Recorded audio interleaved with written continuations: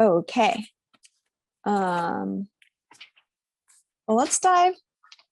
I'm inclined to just dive straight into unit 2 because I haven't been talking at you very long. Do y'all want a break, or do you want to break in 15 minutes or so instead? Let's keep going. Okay, sounds good. You know me, I could just talk for 3 hours straight. Okay. Unit 2 slides. All right, chemical equilibrium.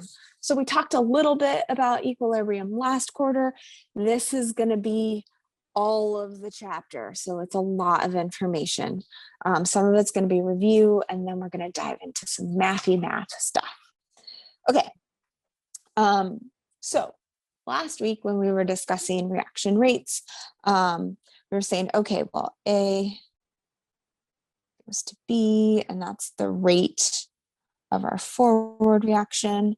Okay, and that's if we start with 100% A, and then at some point we've made a bunch of B, and if this is anything other than a 0th order reaction, the rate of this reaction is going to slow as we make B and decrease the concentration of A. And if this reaction can occur in the backwards direction, which many reactions can occur, then we'll start having B going to A. Okay, so now this is we've got some rate of the reverse reaction happening.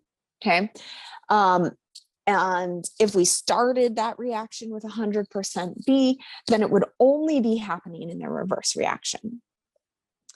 But at some point, no matter what we start with, A or B, we're going to have the rate of the forward reaction decreasing and the rate of the reverse reaction increasing.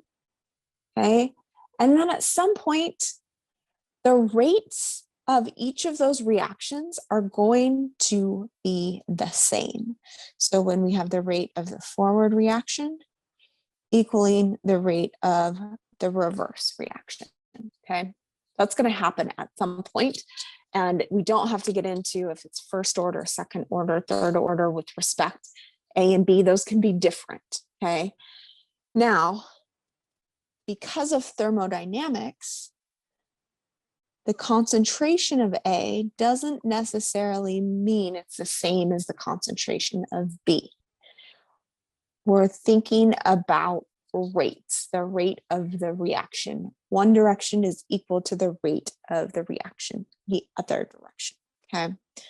So this means when this happens, we are at the point of dynamic equilibrium where the rate of the forward and reverse reactions are equal. And when we have reactions that can go back and forth and hit some sort of equilibrium at some point, we often use these equilibrium arrows.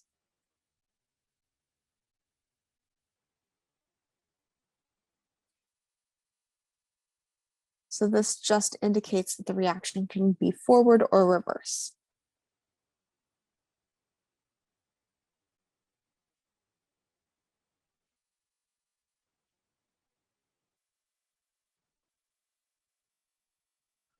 Okay.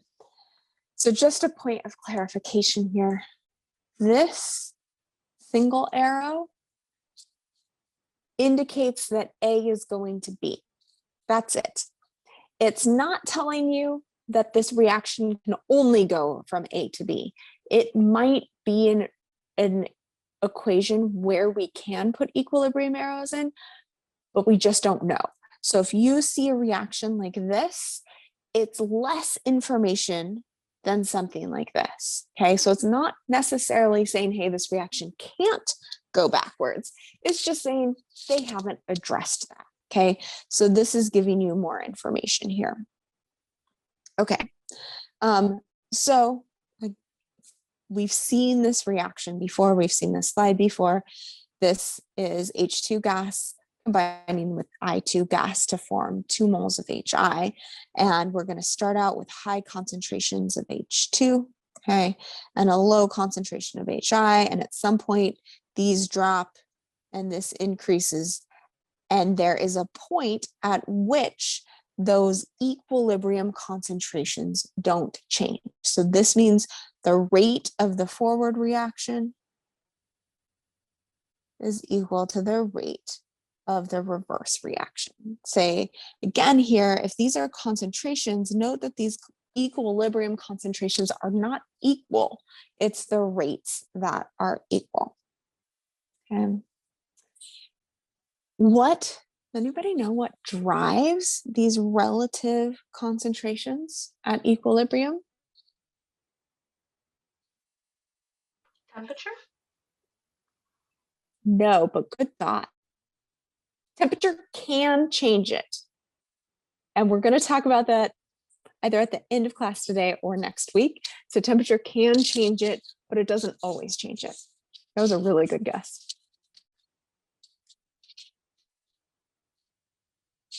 Thermodynamics.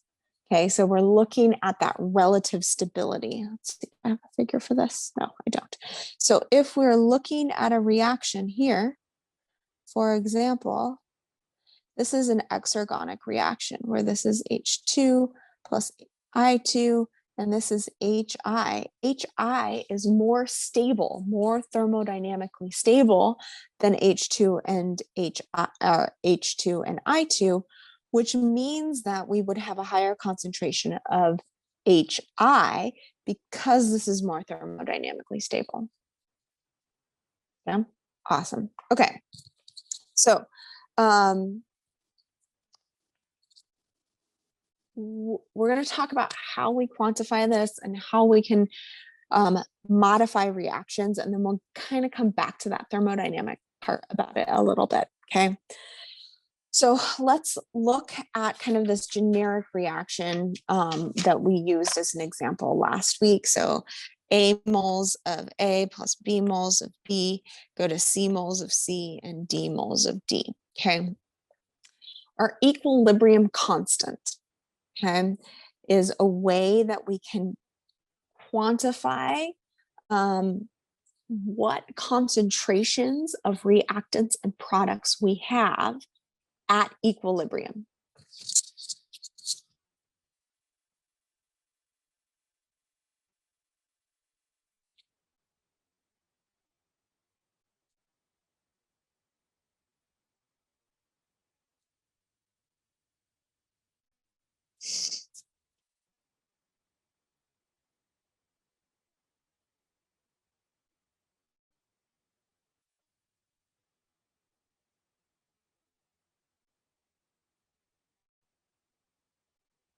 Okay, so remember, if we have more of C and D, then that means C and D are more thermodynamically stable than A and B.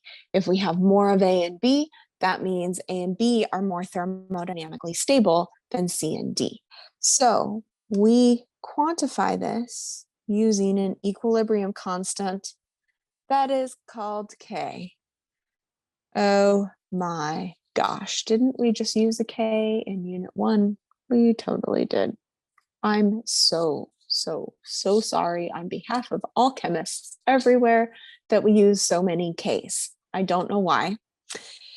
So equilibrium constant is caps K.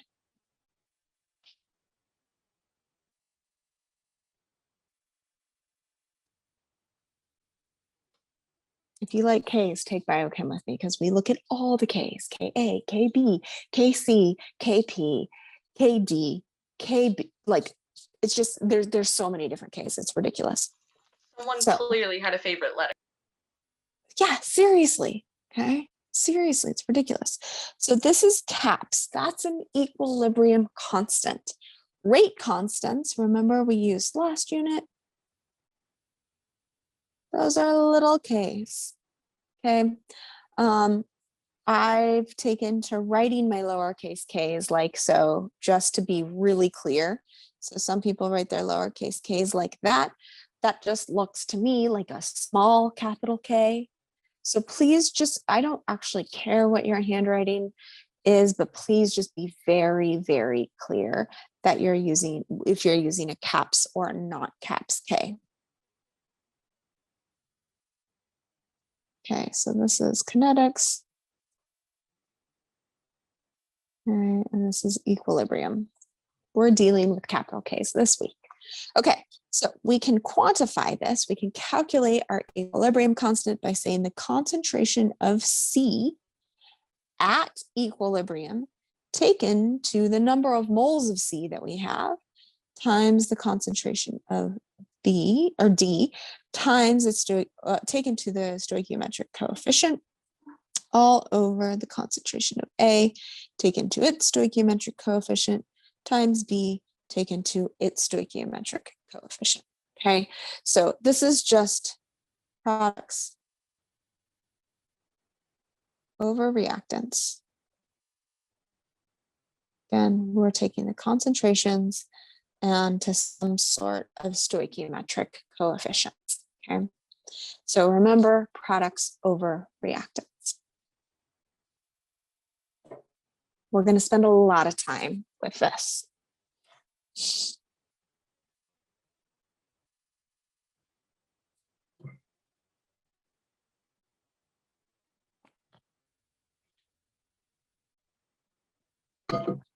All right, so here's this from the textbook, just nicer handwriting.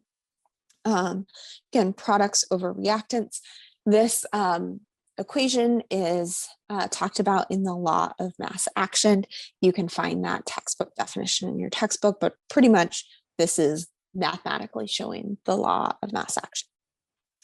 Textbook definition of equilibrium constant is that ratio of concentration of products raised to their stoichiometric coefficients divided by the concentration of reactants raised to their stoichiometric coefficients. Here's the important part, at equilibrium, okay? If you took class with me last quarter, you remember that we have something called the reaction quotient, K, which is the exact same definition, but not at equilibrium, okay? Okay, so I want you all to take, this is a good time. I've been talking for a little while, so let's take 10 minutes. So we're going to come back at 10:15. Please go take a break and walk around, move your body, get some water, whatever you need, and then come back and work on these problems. They're pretty quick problems, so it shouldn't take you the 10 minutes. Like, give yourself 2 or 3 minutes for the problems. And then we'll talk. 10 minutes, 10:15.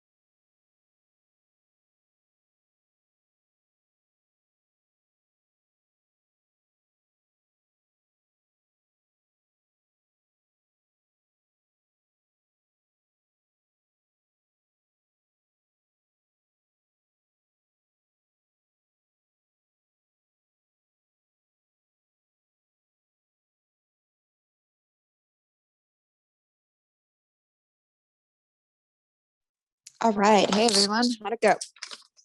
Get a good break in? Yeah, definitely. Awesome.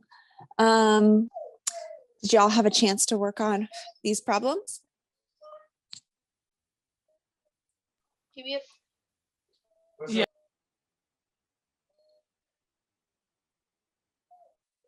I heard a couple of people saying something, but I didn't actually catch what it was. Yeah, I think we all had time. Okay, awesome. Okay, so tell me what to write for this first one. K is equal to, oh, my pen is not working. Oh my God, do you hear my dog in the background? He She's just being wants ridiculous. Lotus, come here. Come here. I think she really wants a dog walk. Come here. Come here. No, okay, fine. Go stand over there and cry in the middle of the room. Okay, so tell me what to write here. K is equal to, So, I wrote 4NO2, but I wasn't sure if you actually needed the whole number system. Does that make sense? Yeah. Yeah. Yeah, so the question is, so we're going to do the concentration of NO2. Yeah. Yeah. But where does this 4, how do we deal with that? You're right, we do need to put it someplace. Somebody else want to tell me where to put it? To the power of. To the power of 4. So we're going to take the concentration of NO2 to its stoichiometric coefficient. Great teamwork. And then what else are we going to put on the top? O2. O2. Concentration of O2. And this is all over what? N2O5 raised to 2. You got it. Perfect. Nice work, y'all. Okay. If K is greater than 1, what's more thermodynamically stable, products or reactants?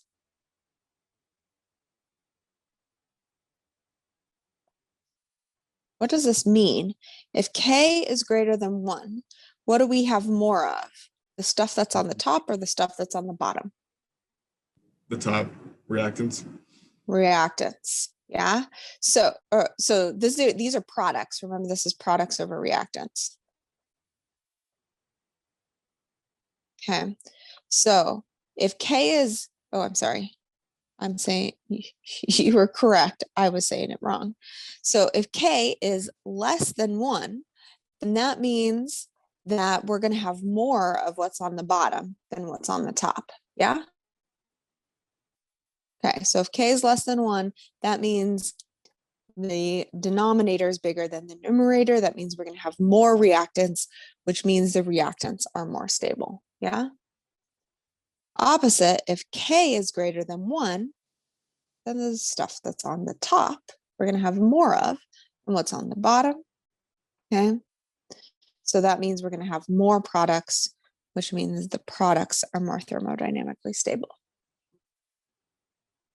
Awesome. Okay. So now these are just some well, for normal years, this is memorize. For y'all, I may ask you more critical thinking type of questions. So you don't actually have to memorize these, but I may ask you to derive them. So if we have a reaction where we have A plus B goes to C plus D, and we have some sort of equilibrium constant, say it's a numerical value that we're given, we know that we can calculate that value this way.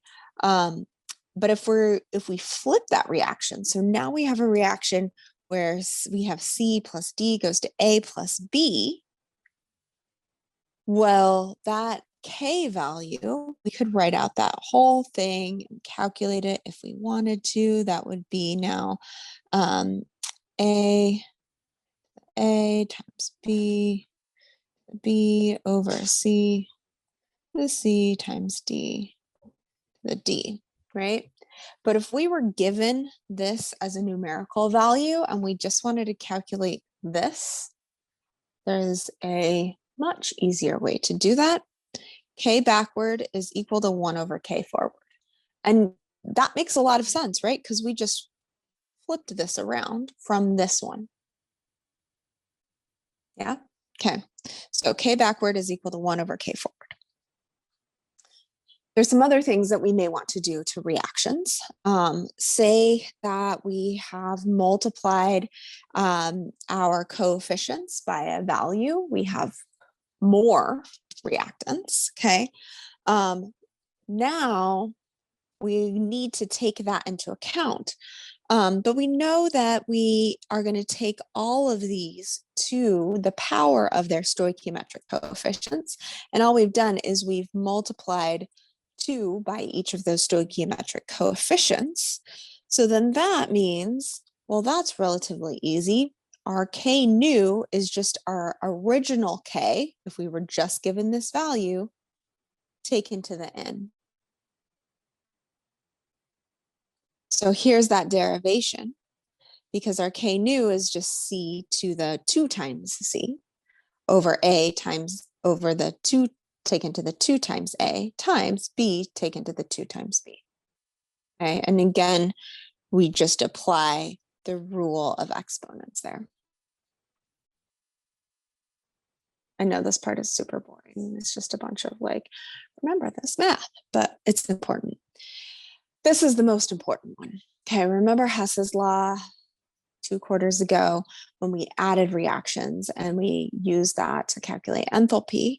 Now we may need to do that and figure out what our new equilibrium constant is.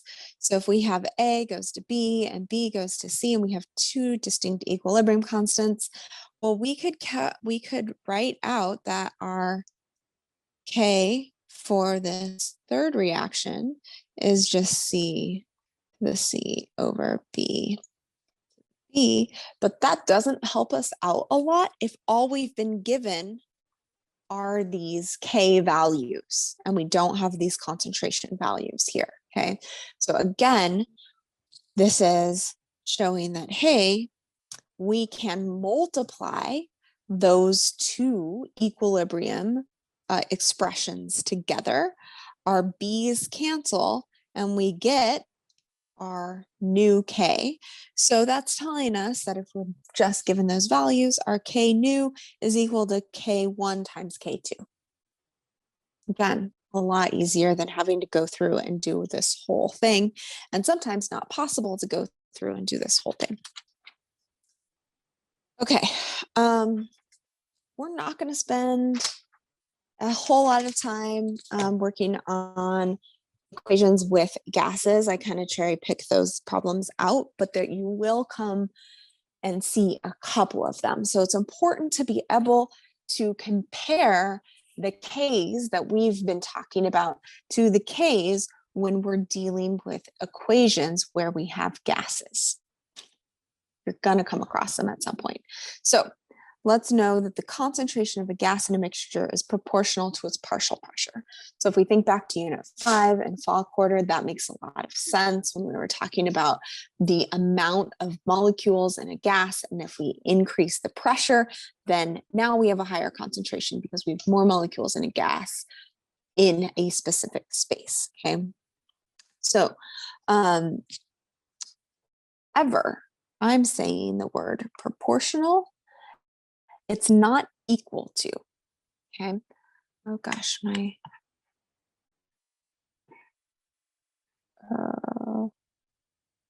video just freaked out, didn't it? Has it been freaked out for a while? No, it just freaked out. Okay, cool. Therefore, oh no. I'm having all sorts of fun technical things. Give me a second. Here we go. Why?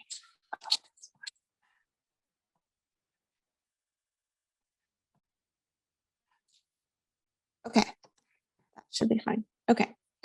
So therefore, so if we have a generic reaction, we can calculate, if we know the concentration of gases, we can just calculate what we're calling our Kc, Okay, so this is what we've been dealing with before, a equilibrium constant with respect to the concentrations.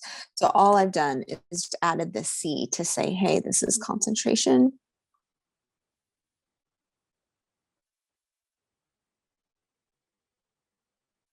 Okay. But we're saying that, hey, Kc could be equal to or proportional to Kp. So we could actually calculate an equilibrium constant based upon pressures. Okay.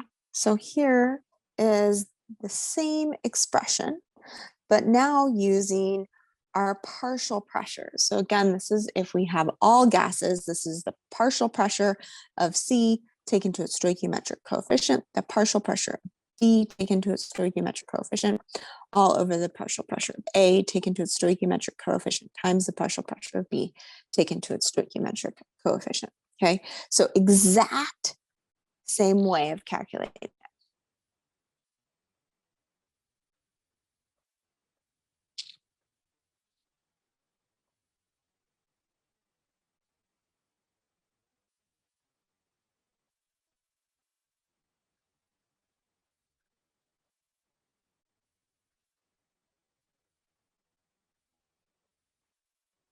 Okay, Kc is not equal to Kp. They are proportional, but not equal. So we have to figure out how to relate them because you may be given one and need to calculate the other. Okay, so again, if we draw this out, C versus Kp, we just don't know what the slope is.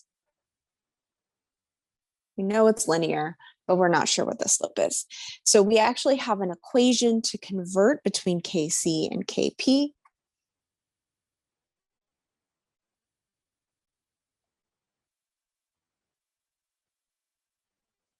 It's a relatively simple equation. We say we can calculate our Kp by taking our Kc and multiplying it by our ideal gas constant times the temperature that the reaction is undergoing, taken to the change in moles. Okay, so we're talking about gases. So the number of moles in that gas is going to affect that how much space is taking up, and that means it's going to affect that partial pressure. Okay. So I want to give you an example of how we would use that delta N. If we have a reaction, oh, I don't even need to write this out. If we have this reaction, AA, BB goes to CC, DD, we would calculate our Kp from our Kc, multiply by RT, and we take into our C plus our D. Okay, so this is the number of moles of products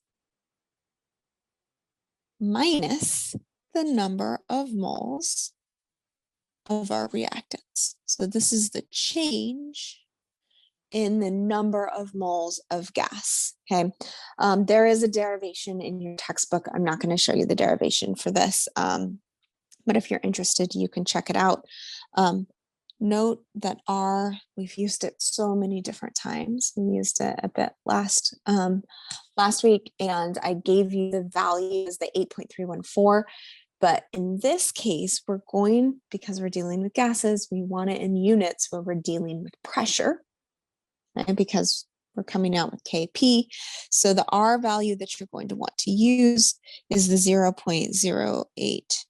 206, because that is in units of liters times atmospheres over mole Kelvin.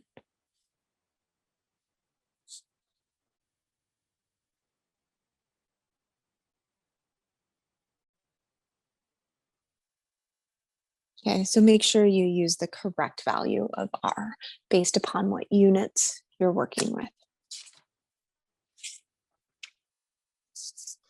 So does the temperature has to be in Kelvin?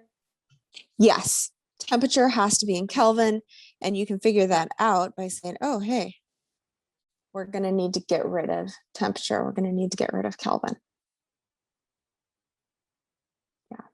Great question. Okay, I think I'm gonna have to blow through some of these slides because this is exactly what I just wrote. It's just better handwriting. And so no, if we have a delta n here, that's 0, anything taken to the 0 is 1. So when the change number of moles is 0, then our Kp equals our Kc. And that would make a lot of sense because what we're dealing with is our partial pressures here. Those are not going to change if our moles don't change. All right. Any more questions here?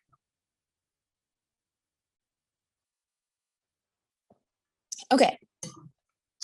So reference this. This might be one of those slides that you take down, like slide number 18. I may need to come back to because I may need to use this. Okay. You've seen this before. We talked about this last quarter, so I'll move quickly.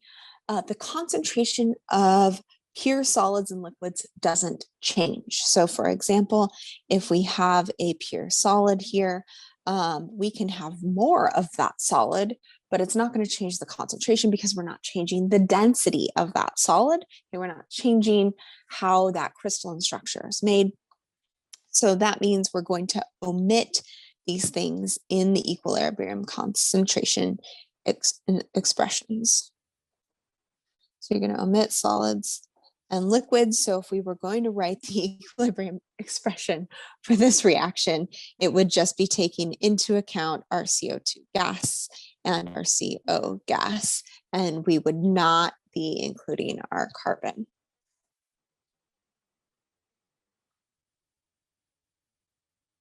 All right, so just take a minute, write out the Kc for this equation.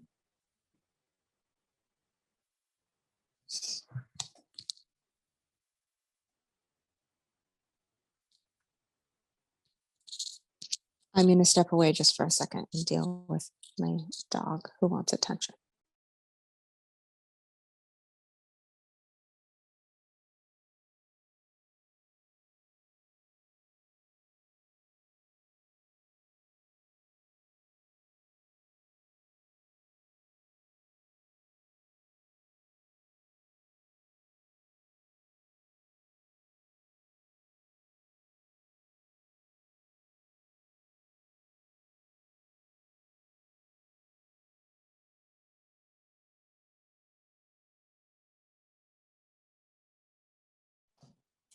All right, y'all, how'd it go? You want to tell me what to write?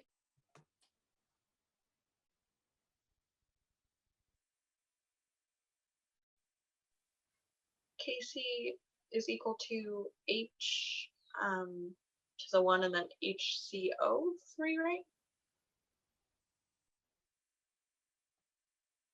Yep, so that's our hydronium ion H plus times our bicarbonate ion HCO3 minus. And those are both taken to the 1, so we're not going to write anything there. All over CO2. concentration of CO2 to the 1. That's pretty easy. Nice work, y'all. Okay, 2 more practice problems. These are, I'm only going to give you a few minutes because they might look hard, but they're actually relatively quick. So I'll give you like 4 minutes and we'll talk about them here at 10:40.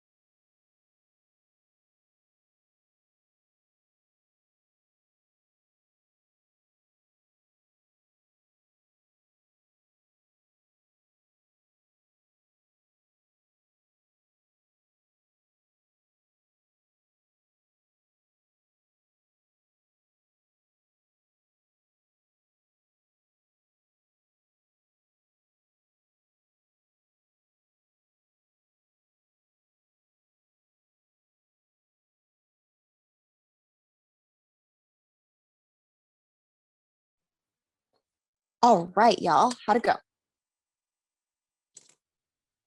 Yeah, okay, let's do them. First problem, what did you get? I'm asking you to find KC. I gave you KP. What'd y'all do?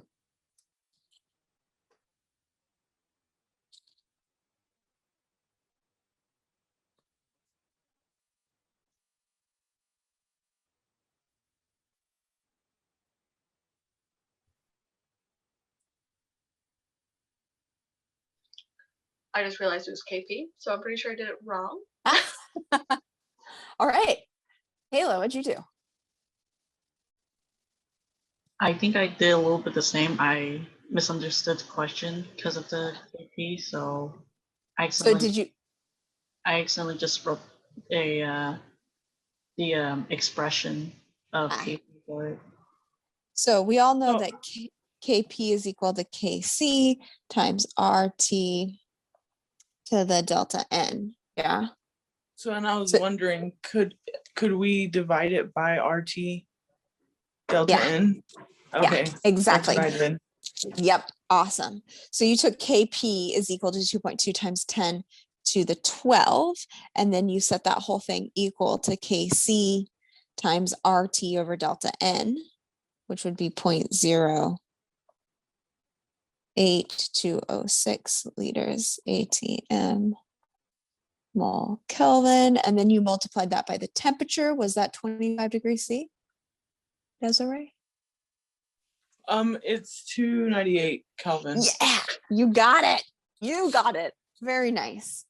So y'all see the mistake that I made just there?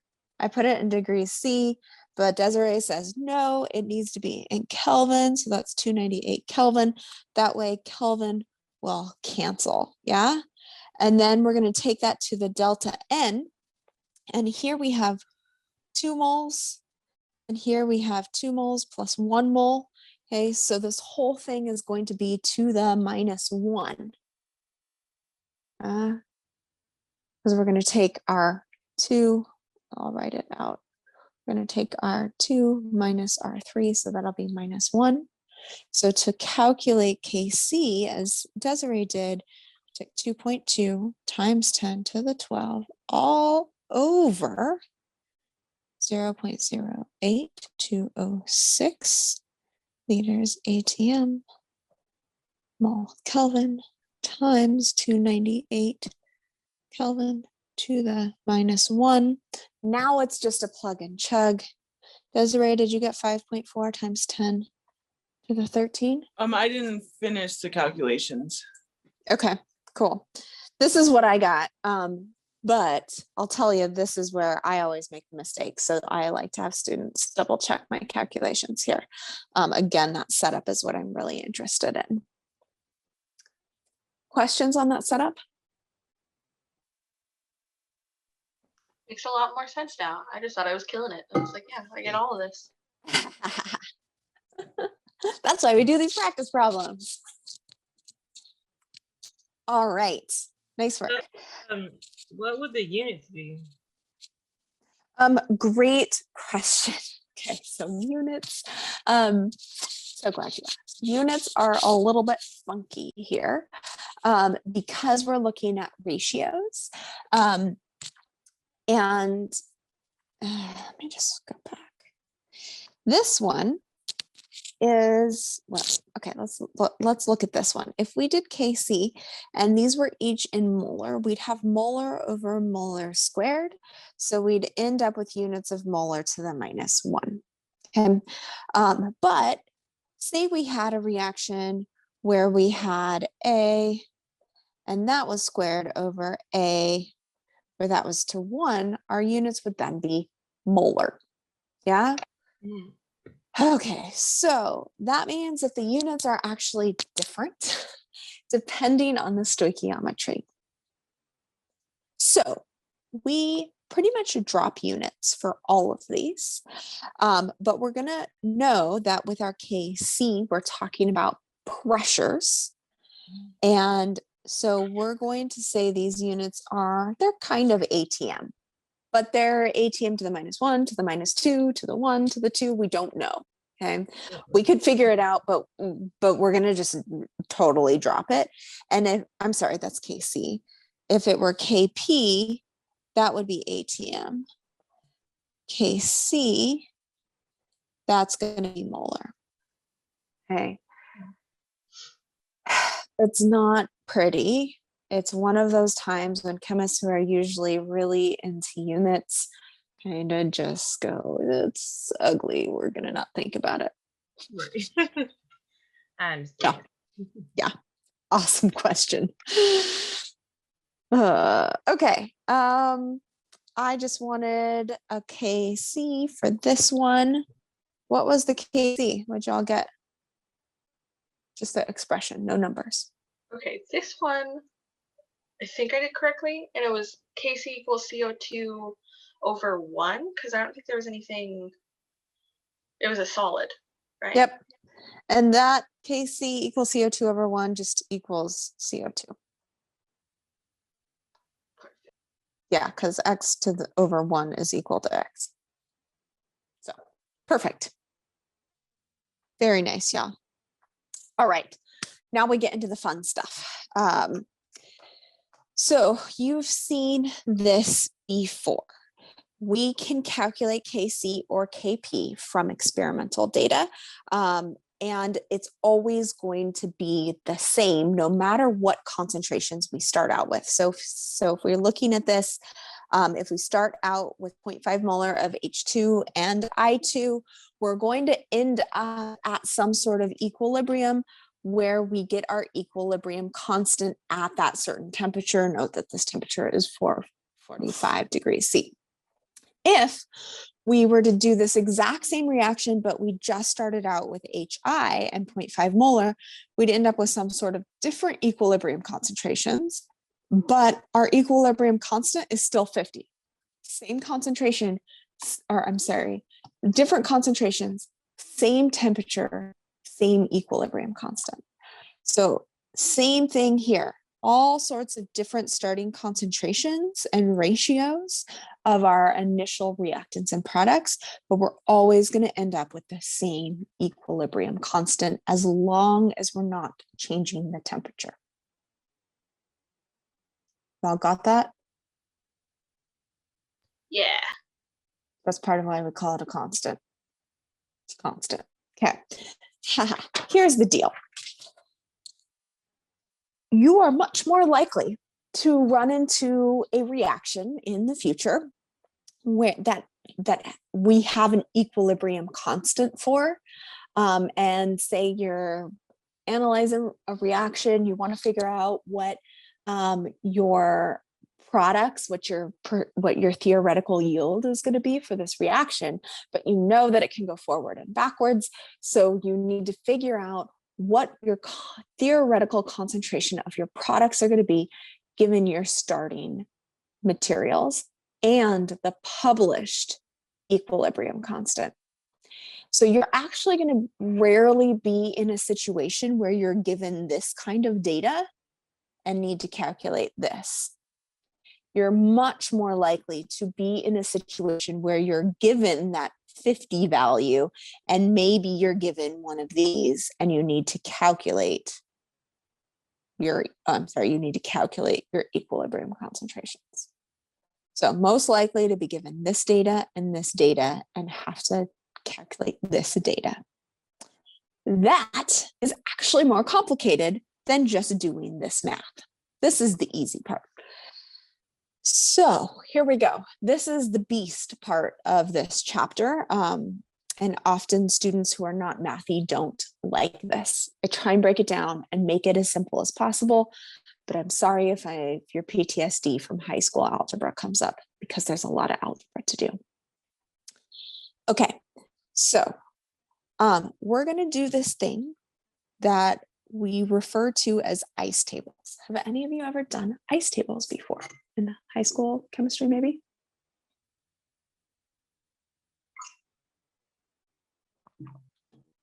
I don't think so. Okay, I get the joy of introducing you to this much hated thing.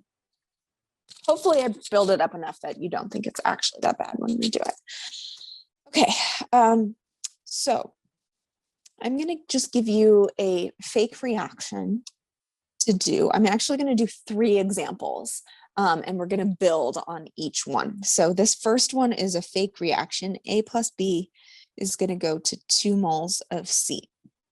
And we're given a Kc of 0.10. So this is the simplest possible table. And our initial values of each, say we start out with a concentration of A that's equal to 0.200 molar, and we have B that's the same, and C we don't have anything of. Okay, so we're going to use an ICE table. And the ICE tables simply stand for initial, change, and equilibrium. Okay. So we set up our ICE table like so. We say A, B, and C. Okay, so what this table is going to allow us to do is to figure out and fill it in through a stepwise process, the concentration of A at our initial. We're going to look at the change in concentration of A and then the concentration of A at equilibrium. We're going to do the same thing for B and C. So we're going to do this through a stepwise process. The first step is fill in what you know.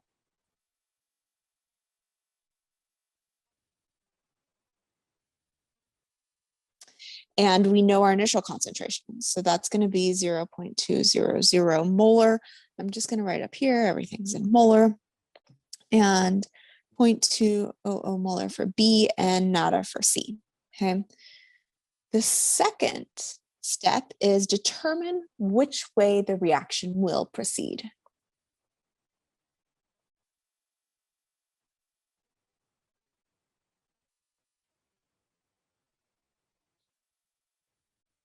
For this reaction, super easy. There's only one way to go, to the right. And Kc is 0.1. We know we're going to make some amount of C. Probably not a lot because that value is less than 1, but we're going to make some C. So we know that this reaction is going to proceed to the right. So that means we're going to lose some of A, we're going to lose some of B, and we're going to gain some of C. So there's going to be a negative value here, a negative value here, and a positive value here. So that means at our equilibrium, this is going to be less than 0.2, this is going to be less than 0.2, and this is going to be greater than 0. So we already have an idea. Our third step is to define the changes. Okay, that's the change right here in concentration in terms of X. We're just going to use X. You can use anything. You could use Y, you could use Z, you could use whatever your favorite Greek letter, but let's just use X because that's what we use in algebra. Okay.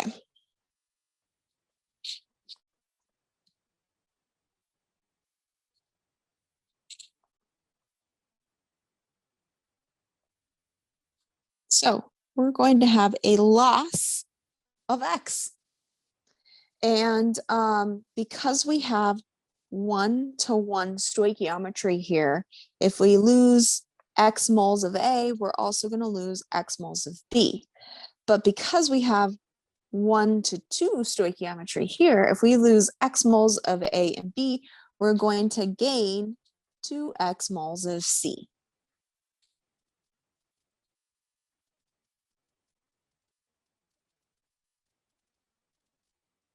Yeah, you all follow that? Now our fourth step is to define the equilibrium populations, that's these, in terms of X. And then we're going to translate that into our equilibrium constant equation.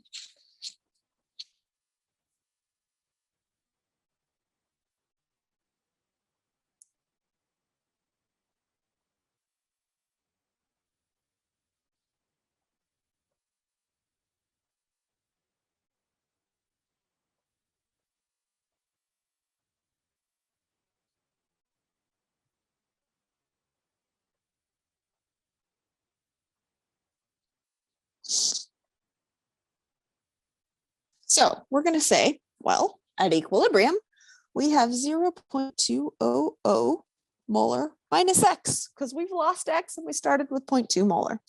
Same thing for B. We started with 0.2 molar and we lost X.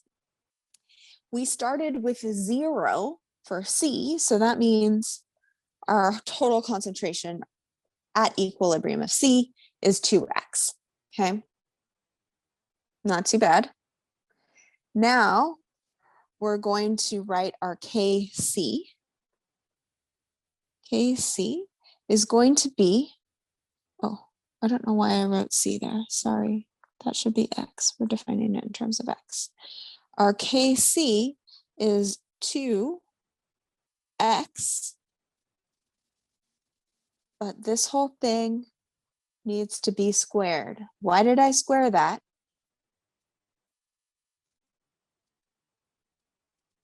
Because we have 2C. Yeah. Because we have 2C, exactly. Remember, our Kc is equal to our concentration of C squared over our concentration of A times our concentration of B. Yeah, so I'm just filling in my values from my equilibrium part of the table into this Kc equation. Okay, so that's 2x squared all over 0.2 minus X times 0.2 minus X. Okay, now step 5. Actually, I'll write this over here. 5 is solve for X. Okay, so here's step 5, solve for X. Here we go.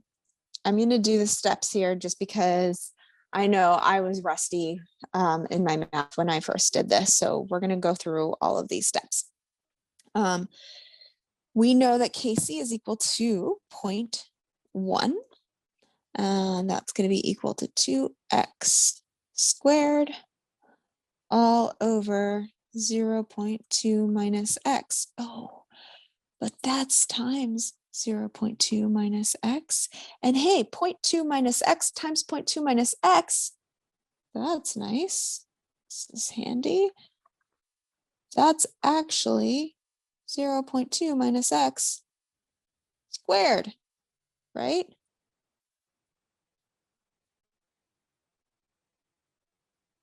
Y'all following that step? Okay. If you don't say anything, I'm going to assume that you're following it. Okay, so this was 1. This is step 2. I'm just going to label these numbers so that if you have a question, you can refer to it a little bit easier. We're going to simplify that whole thing. Our rule of exponents, that's going to tell us 2x over 0.2 minus X, that whole thing squared. We're going to get rid of that squared. So we're going to just say the square root of 0.10 is then equal to 2x over 0.2 minus X. Okay, then we're going to go ahead and multiply both sides by 0.2 minus X. So we're going to end up with the square root of 0.10 times 0.2 minus X is equal to 2x. Okay. Now we would really like to get X by itself. Okay. So we're going to take 0.2 times the square root of 0.10. Okay. Minus the square root of 0.10. X is equal to 2x. Okay, so I just multiplied across here. So multiplied by that, and then multiplied by that. And then I'm going to put this on this side. So we're going to do that by just adding this to each side. So now we should equal we should get the square root of 0.10 times 0.2 is equal to, did I just crunch those numbers?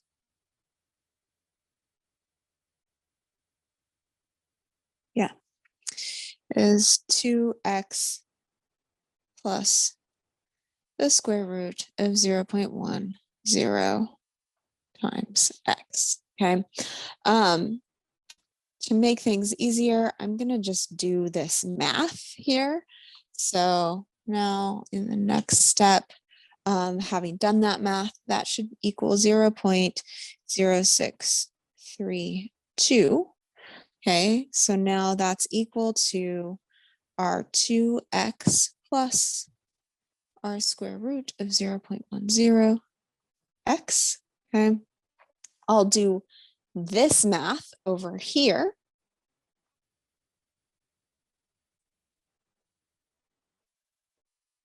So that should be then 2.3x.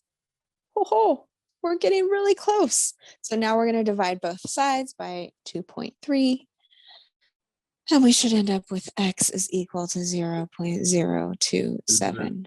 2.03x. 2.03. Did I do my maths wrong? You did 2.3 instead of 2.03 in step 9. Here, it should be 2.03. Yeah. Uh-oh, my notes are wrong.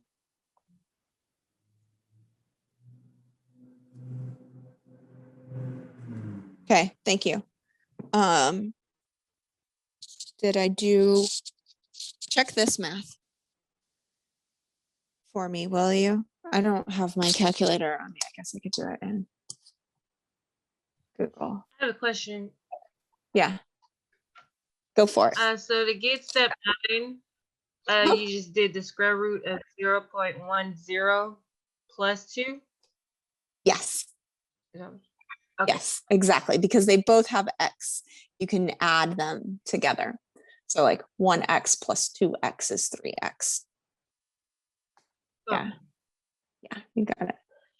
To get 2.3 in the beginning, because that's what I got. 2 plus the square root of 0.1. Okay, so let me do this. 0.1 to the,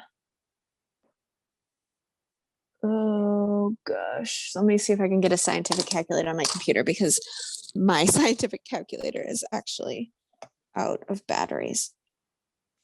Maybe I can do it here on my phone. Nope, I don't. You're have right. scientific. You got me. Well, the original one was correct. Your notes are correct. Yes. Okay, cool. Okay. Yeah, no worries. That's fine. We all make mistakes like that. And I totally do that myself too. So square root, oh, I'm just double checking. Square root of 0.1 is 0.3. Yes, exactly. So this should be 2.3x. So then divide by 2.3. And you should end up with x is equal to 0.0273. Okay, now we've done all the math. Here's the important part, step 6, put it into context. You're going to substitute x into the ICE tables to calculate your equilibrium concentration. So that means at equilibrium, the concentration of A is equal to 0.200 minus x, okay? So that means that's going to be 0.1725 molar. The concentration of B is exactly the same. And then the concentration of C, remember that was just 2x.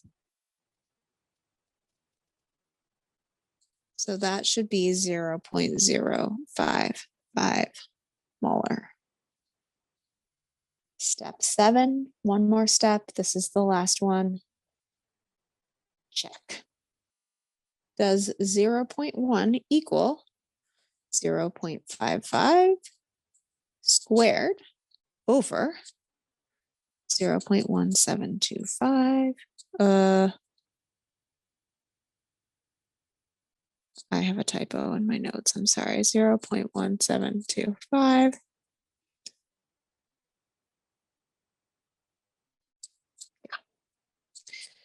And then you calculate that.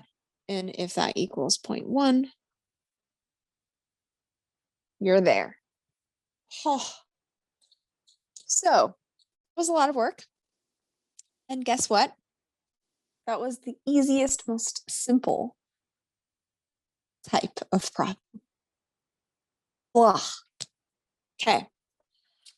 So I want to do another example, but I think I want to give y'all like a quick break because that was a lot. At least it seemed like a lot.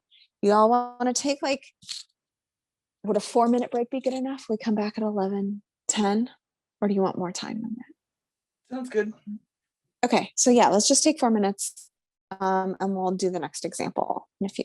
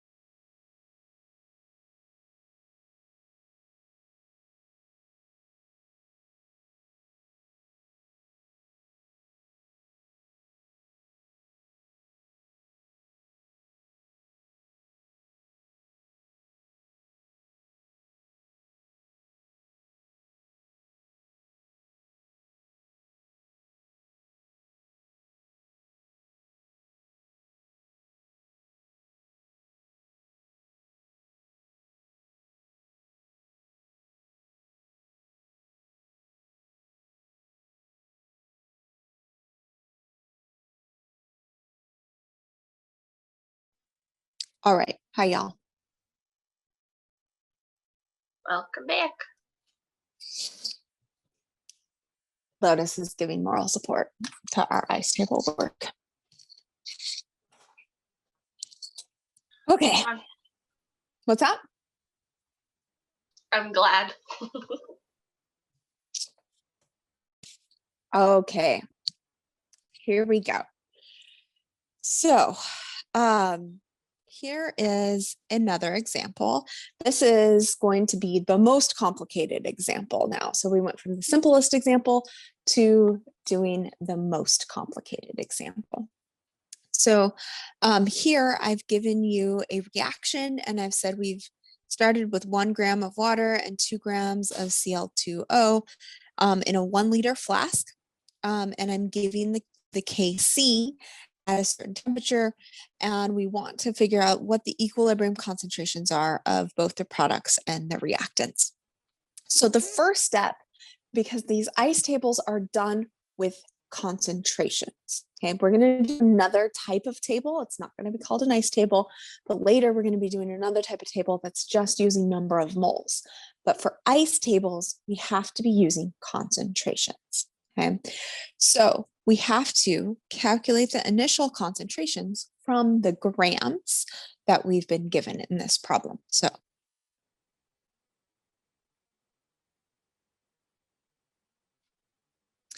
we have 2 reactants. We have 1 gram of our H2O. And we know that's 18 grams per 1 mole. Okay, so we should end up with 5.6 times 10 to the minus 2 moles. And this whole thing is happening in 1 liter, so that's really nice. So we're actually going to have our concentration is 5.6 times 10 to the minus 2 molar, okay, because that's all in 1 liter. We have 2 grams of Cl2O. So again, we're going to use the molar mass for that. 1 mole of that weighs 86.9 grams. Okay, and we should end up with 2.3 times 10 to the minus 2 moles. Again, this is 1 liter. So the concentration is 2.3 times 10 to the minus 2 molar. So then our next step for this particular problem is to set up our ice table.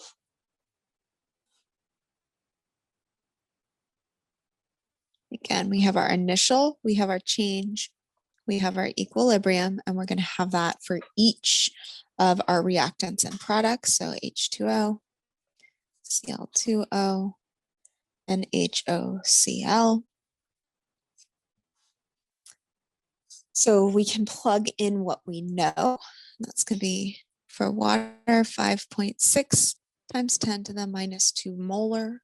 For Cl2O, that's going to be 2.3 times 10 to the minus 2 molar.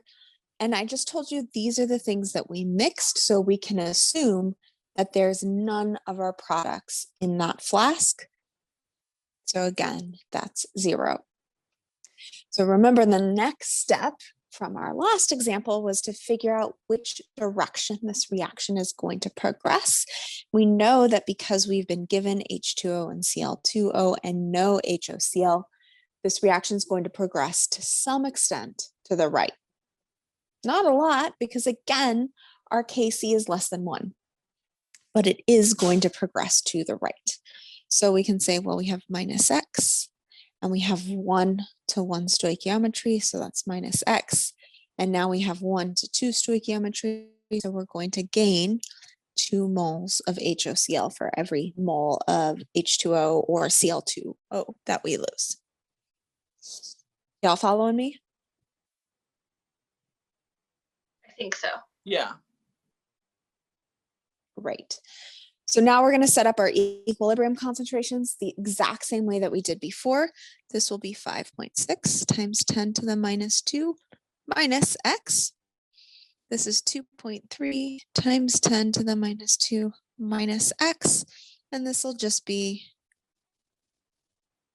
2x. So Now we want to solve for X because our goal is to find those equilibrium concentrations, and those are these right here. In order to figure those out, we need to know what X is. So solve for X. Okay, we were given the Kc of 0.09, so we're going to set this up and say 0.090 is equal to 2x. That whole thing is squared, again, because that's stoichiometry, all over 5.6 times 10 to the minus 2 minus x times 2.3 times 10 to the minus 2 minus x. Okay. Hey, this looks like high school algebra, maybe college algebra. Here we go. Remember, when we have something that looks like this here, we can do what's called factoring. You remember learning first, outer, inner, last, FOIL. Ugh. Okay. Good. I'm glad you do. I'm not a math teacher. I had to teach this once and I totally was not good at it. If you don't remember FOIL, let me know. I can try and bumble through it and teach it. Or I can give you my pre-calculus textbook, which might do a better job. Okay, so we're going to FOIL this down here. I'm also going to just take this and take 2 squared and then x squared. So I'm going to do 2 things in this next step. I'm going to say 0.09. We'll call this 1. And this is 2. This is 4x squared. Okay, just so I don't have to have the parentheses. And then I'm going to FOIL this. Using the first, outer, inner, last, and then I'm going to add together like values, so anything that has x's. So I should end up, if I do that, with 0.012. Nope, sorry, I got 2 zeros. 1288 plus 0.079x plus x squared. Because I'm not teaching you the math, I'm going to just ask that you believe me. If you find an error again, please let me know. So now from here, I want to get x by itself. So let's set this up where we multiply this whole thing by both sides first. Okay. So now I should end up getting 4x squared on one side, and then I'll have 0.09 times this whole mess.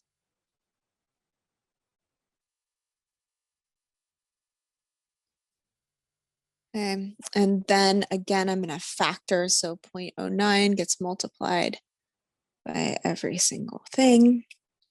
So now I should get 4x squared is then equal to 1.1592 times 10 to the minus, oops, sorry, not 2, to the minus 4.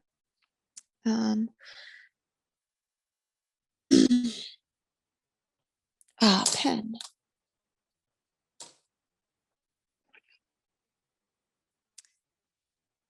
Minus 0.00711x plus 0.09x squared.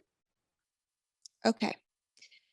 Now, again, we're trying to get x on one side. So the next thing I'm going to do is I'm going to subtract 4x squared from each side. That way, this will end up being 0, and we're going to get this 4x squared on this side.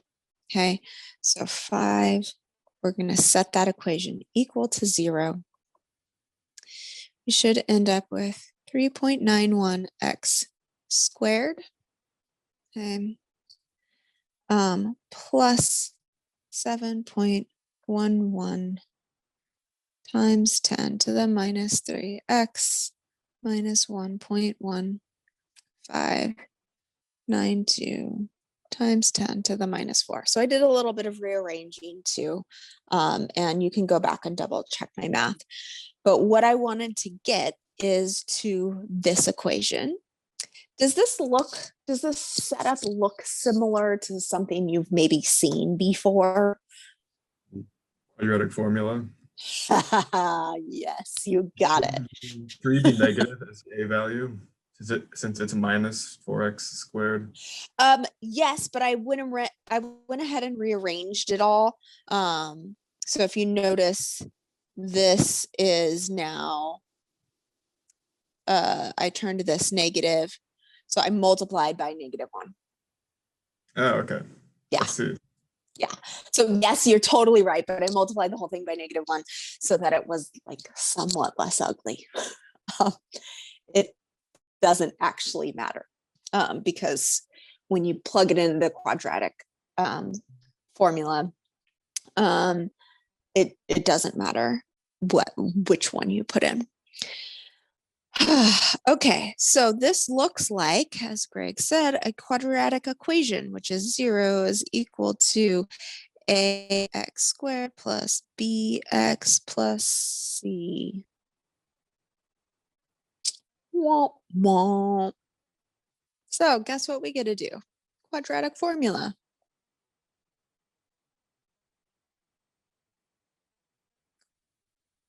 So remember the quadratic formula? Maybe you remember it, maybe you don't.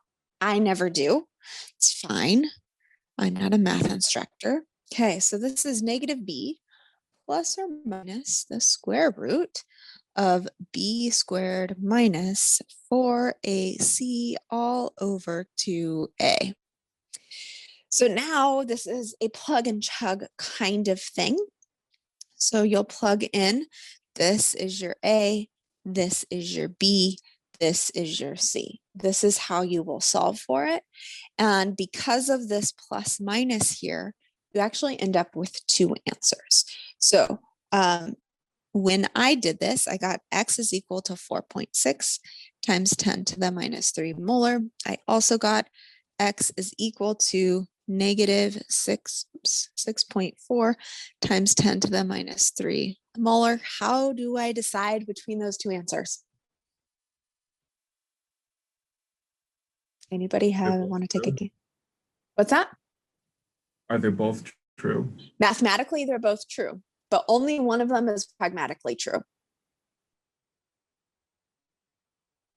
Is the positive one true? Yeah, we're not going to have a negative concentration. Yeah.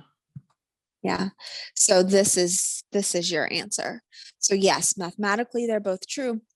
The quadratic formula gives you these 2 possible answers. Negative concentration does not make any sense, so you're just going to choose the positive one of those. Now your last step is going to be to solve for your equilibrium concentrations.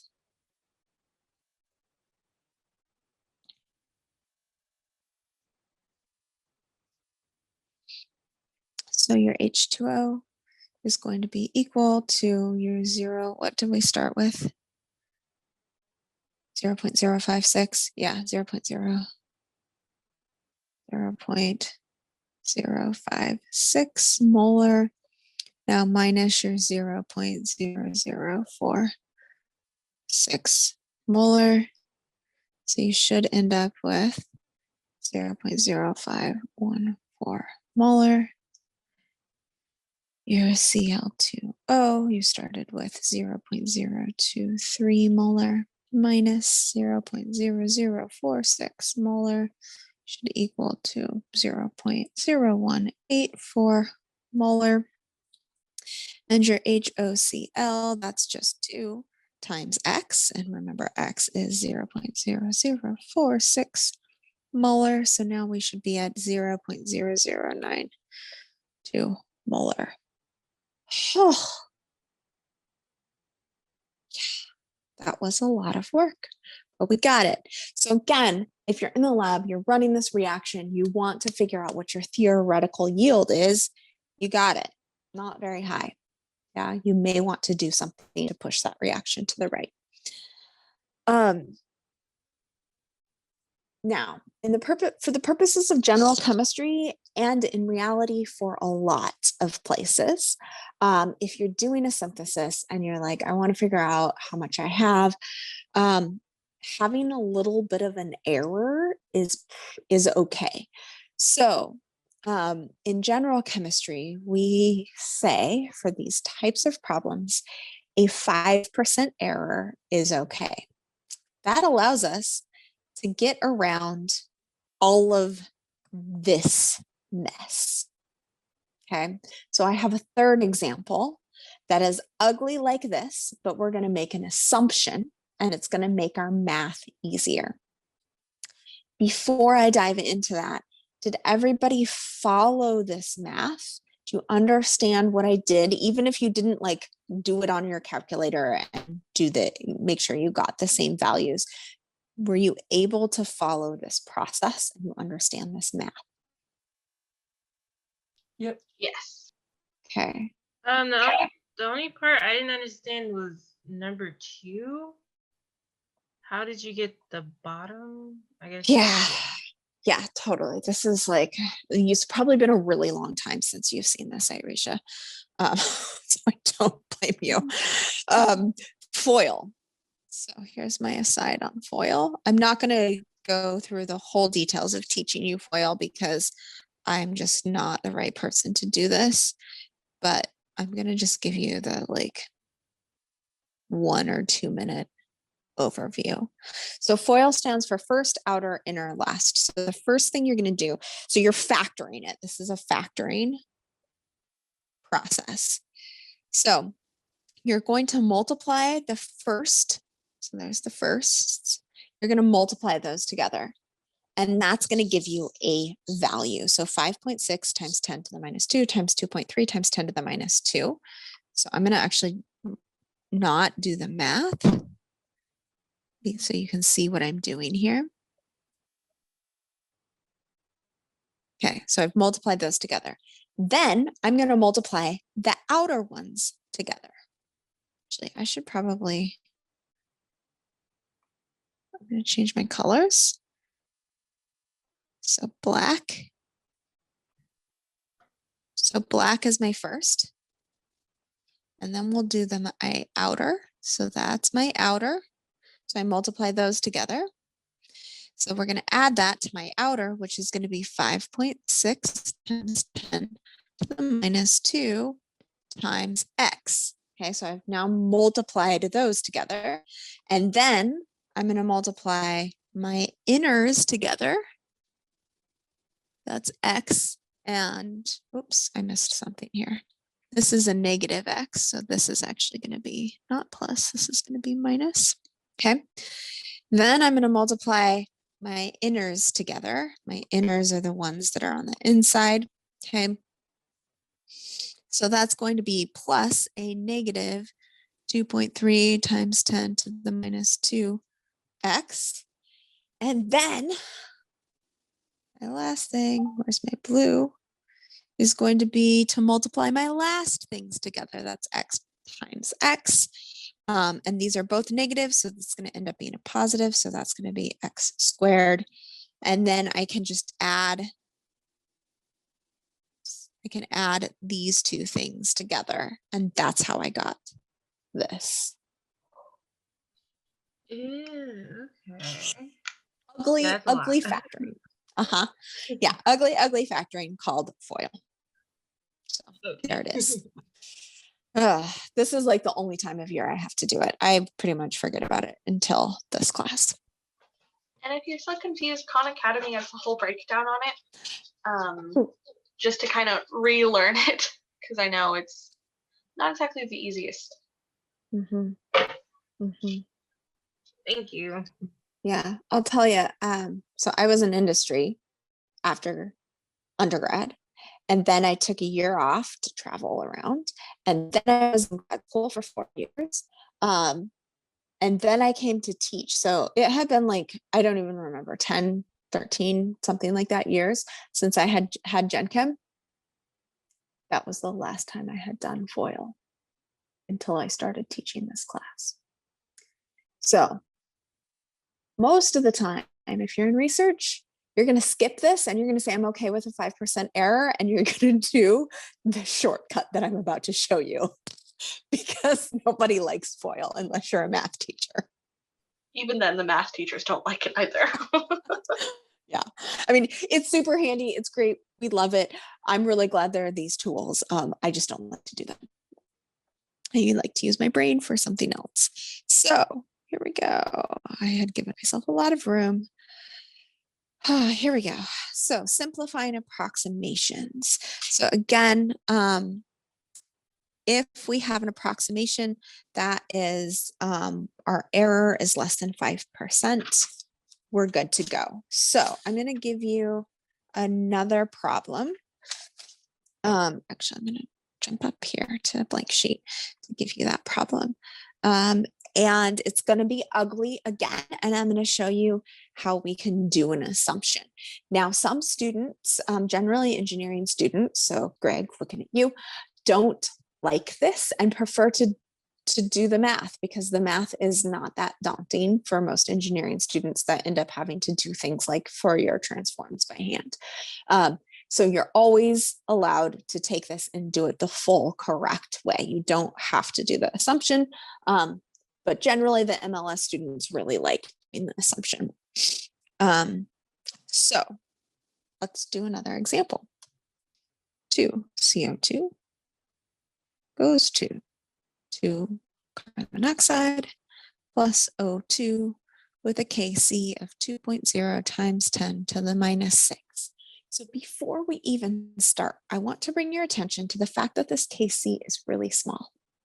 Okay, our Kc is small, which means that if we're starting with some sort of something here, we're going to move to the right because we're going to make products, but we're not going to move to the right a lot. Okay, because our reactants are more stable than our products.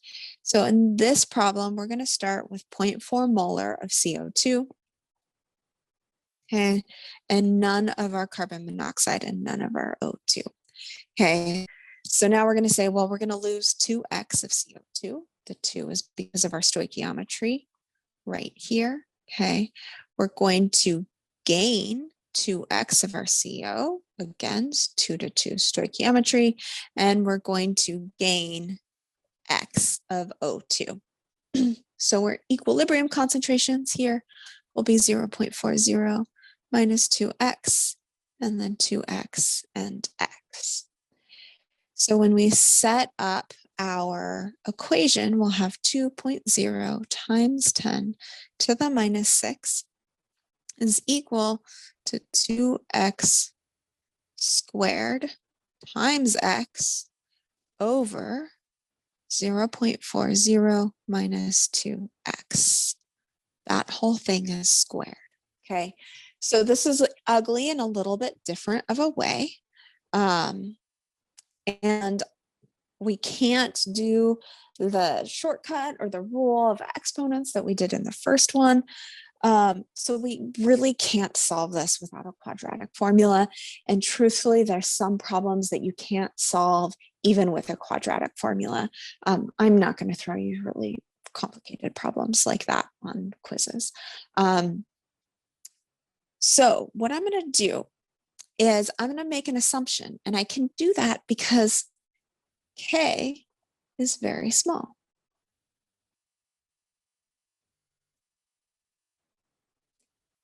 So I'm going to assume,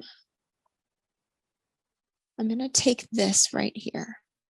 Okay, I'm going to assume that because K is so small, that 2x is a lot smaller than 0.4 molar. And I'm, again, only doing that because K is small, and I know I'm not going to lose a lot of my CO2. Now, X is not significantly smaller than 0. So I can't do anything with these, but I can say that this is significantly smaller than this. So I'm going to assume that 2x is equal to 0 only for reactants. Okay. Y'all following that rationale? Yeah. Okay. So what we're going to do. Sorry, can you all hear noises in the background? A little bit. It's okay. Okay. My mother-in-law lives on our property and she has a really, really annoying dog who goes crazy. She gets out and we can't get her. She got out. So she's outside harassing the neighbors and the chickens and all of the things. So of course our dog is upset and barking in the background too. So, sorry for the cacophony. My husband's dealing with it. Okay, so we've made this assumption, which means we're going to change this and we're going to get rid of our 2x on the bottom. This makes everything so much easier. We can't get rid of x's on the top though. I'm going to go ahead and multiply this. So if we were to take this squared, this would be 4x squared times x, which gets us a 4x cubed. Okay. Now here's our simplification. This is 0.40 squared. We just got rid of that 2x.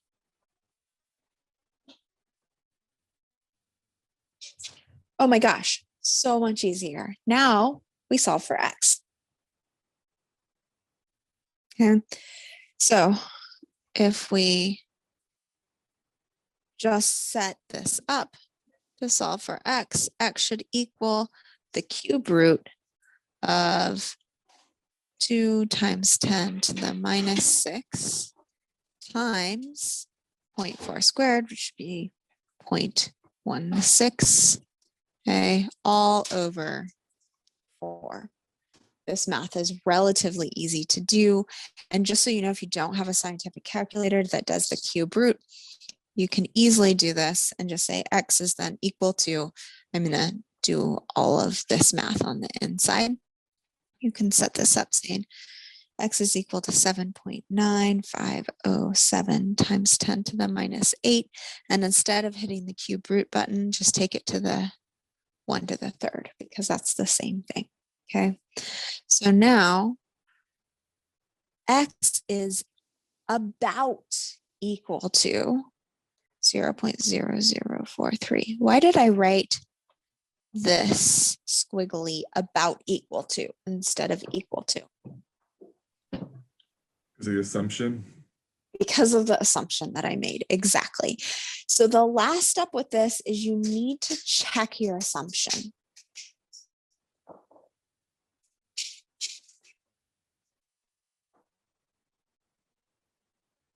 Okay, so remember, we are okay with up to a 5% error.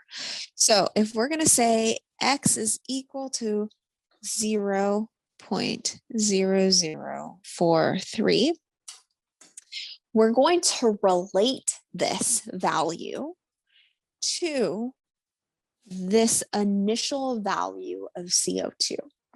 So if this value is less than 5% of this initial value of CO2 that we compared it to, so again, this is our assumption, then we're okay. Okay, so 0.0043 over 0.4, you could probably do this in your head by just popping those decimal places over. We multiply the whole thing by 100 to get it into our percent, and we're at about 1%. So yes, assumption is good. Okay, the last thing we'll do here is calculate our equilibrium. Oh, why did that change? There we go. Okay, sorry about that. So then the last step would be to calculate equilibrium concentrations. So again, it would be 0.4 minus 2 times the 0.003. For CO, it would be 2 times the 0.0043. And for O2, it would be 0.0043 molar. Whew. How was that for y'all? Much better than the previous one. So much better. Yeah, I highly suggest you use this method instead of the quadratic formula method. And you might have noticed that in this case, the quadratic formula wouldn't have even worked. Greg, do you know if there's a formula? I'm sure there is. Do you know what it is where you could solve this equation? It's very long. I know there's ones that are cubic. Yeah. I've never used it. And I would not, at this point, I'm not going to give you these types of problems because I want to give you the option to either use a quadratic formula or make the assumption. But I highly suggest you just do the assumption. For this class, it's totally fine. Again, if you like the quadratic formula and you want to do that practice, you're welcome to. All right. Things that might make this more complicated. I may at some point give you a problem like this where you don't have zeros in the terms of concentration for your products. So if you were given a Kc value for one of these problems and concentrations for product and reactant, for a system that was not at equilibrium, could you determine the way that that reaction would progress?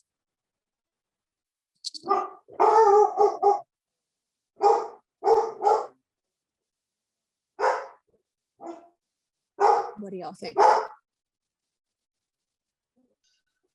Yes, probably. The answer is 50-50 yes. shot. Yeah, the answer is yes. But it sounds like from the way you answered it, maybe you're not quite sure how to do that. Definitely not sure. Cool. So I could totally give you a problem where I gave you concentrations of both the products and the reactants. And that step 2, where you determine which way that reaction is going to progress. So if you're going to make the negative sign on the reactants and the negative sign on the products, if one of those is not 0, it's a little bit more complicated to figure out which way that reaction is going to progress. So we have a tool to do that. That tool is called the reaction quotient. Okay. So this textbook definition of the reaction quotient is the exact same thing as the textbook definition for the equilibrium constant. Okay, it's calculated the exact same way. So here's that example reaction, and here is how you calculate that reaction quotient. You can get a QC or a QP. Calculate it exactly the same. The only difference is that you can do this at any point in the reaction. So not necessarily at equilibrium. I think I spelled necessarily wrong.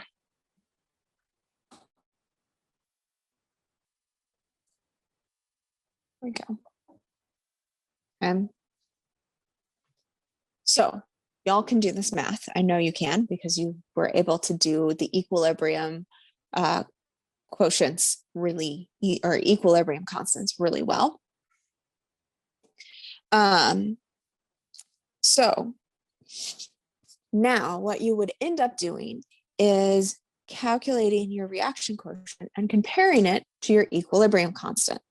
So if your Q is greater than your K, well, that's telling you that you've got a higher concentration of your products, because remember, products over reactants. So a higher concentration of your products relative to the concentration of your reactants compared to the concentration of your products over your reactants in the actual equilibrium constant at equilibrium.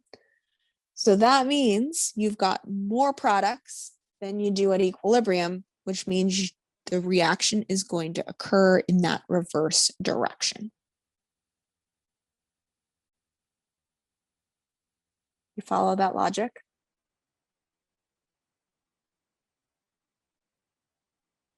Yes. Awesome.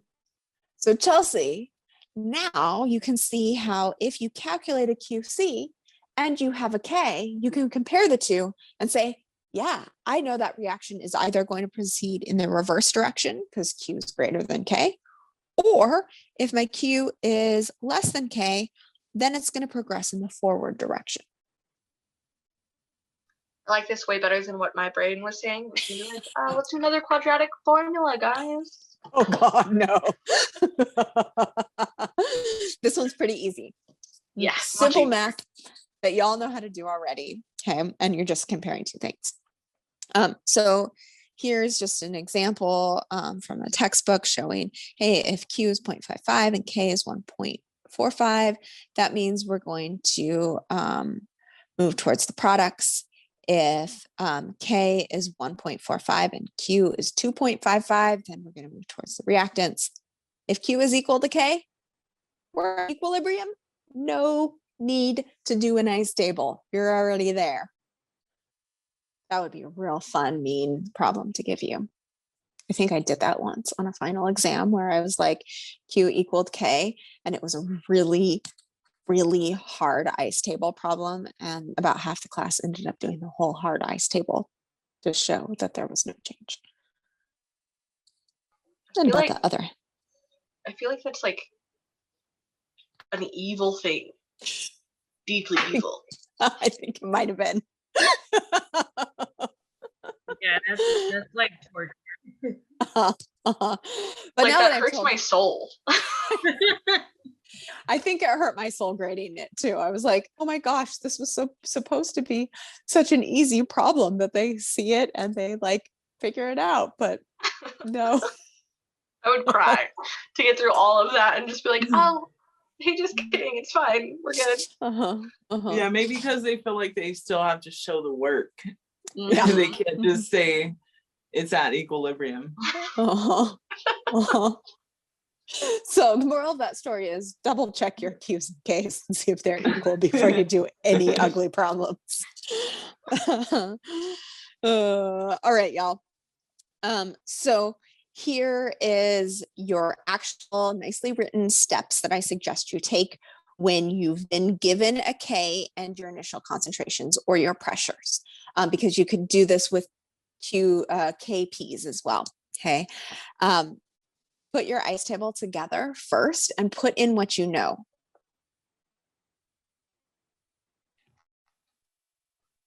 And then compare your Q and K. Please do that so that I don't trip you up. I probably won't put that in there this year, but maybe I will, who knows. Do your Q and K, figure out which direction the reaction will proceed, then define those changes of all substances in terms of X. Again, I like to use X, that's classically what we use, but if you use something else, that's fine. And then solve for X. Please feel free to use the approximation. I'm not going to give you an ugly one that requires a quadratic formula and can't be approximated. So this is another one of those slides. I'm sorry, I thought I had a slide number. I guess it's slide number 40. It must just be hidden. So this is another good one to kind of bookmark slide 40 on this one to reference it.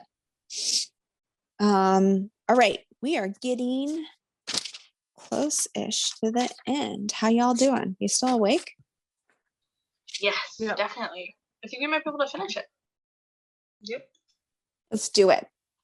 I think we're going to be able to get through. Okay, so let's talk about Le Chatelier's principle. This is really fun.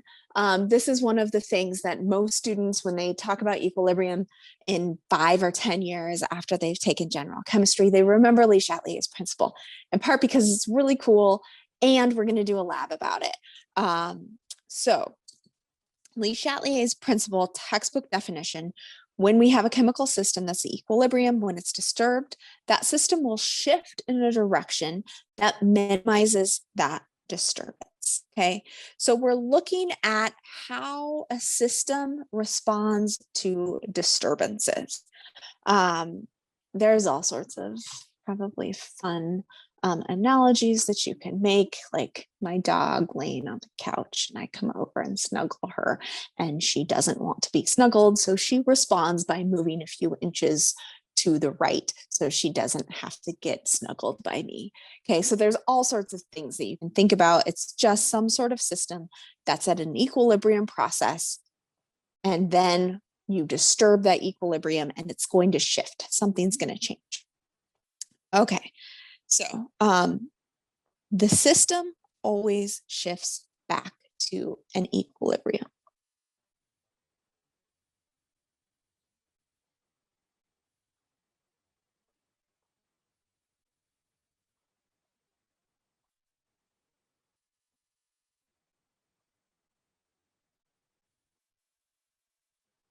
Okay, so quick example, A, B, if we have 0.10 molar of A and 0.10 molar of B, so that's telling us they're equally stable thermodynamically if this is at equilibrium.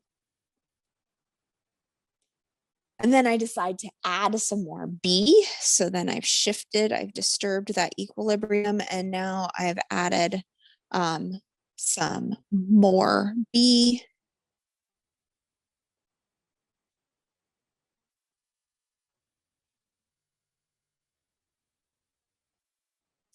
It's going to shift to restore equilibrium.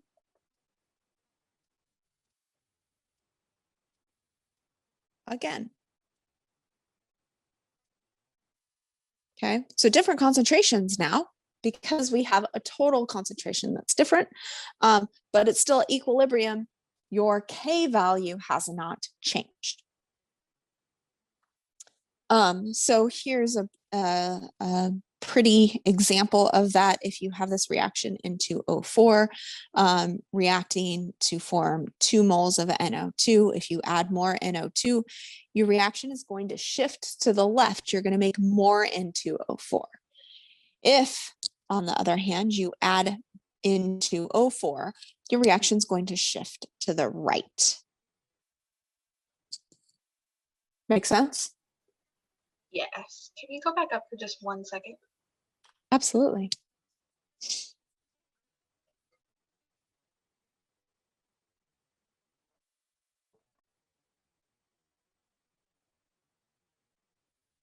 Okay.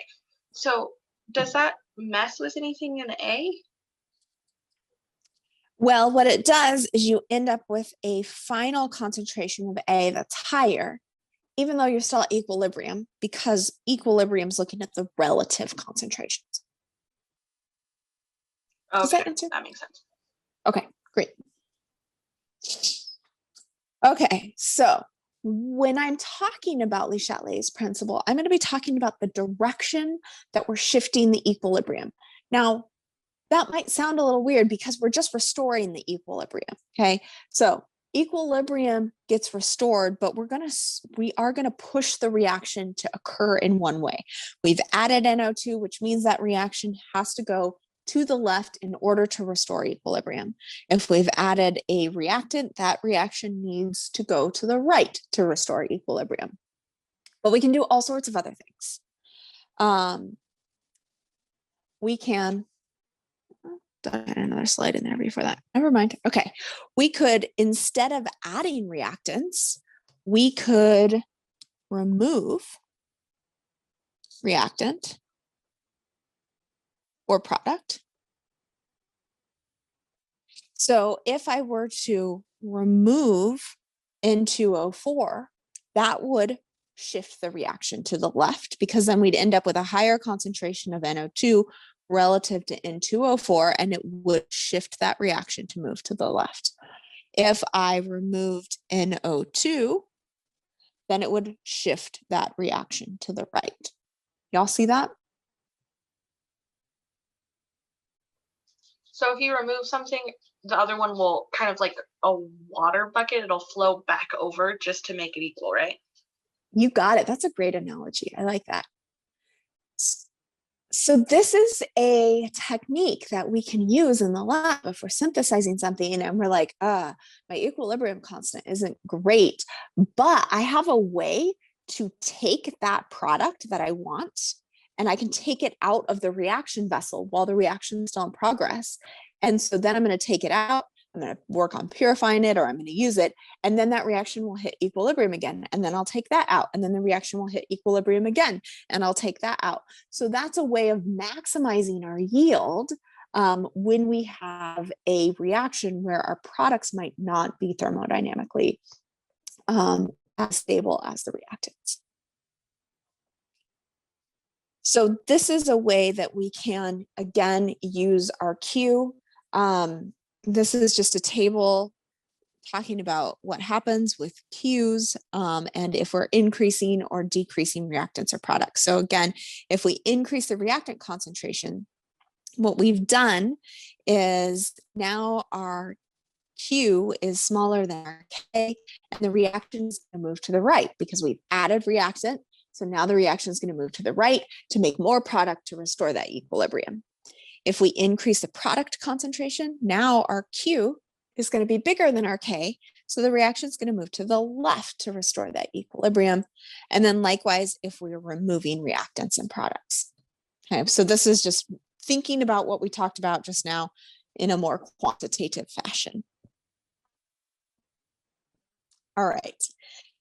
Now, if we are doing a reaction where we're dealing with gases, we have another way of controlling this. We can actually change our equilibrium constants, because if we increase the pressure, we're actually going to select for the side of the reaction that has fewer moles of gases. So here we have 4 moles of gases in the reactants, and we have 2 moles of gases in the products. So if we increase the pressure, we're actually going to change the Kc because we're going to select for fewer moles. Okay, we're going to do the opposite. If we decrease the pressure, then here, let me just use a different color, then it'll be clear if you look at the slides later. If we decrease the pressure, then we'll move that reaction to the left. Okay, so I'll write this again. Increase pressure, drive equilibrium to the right.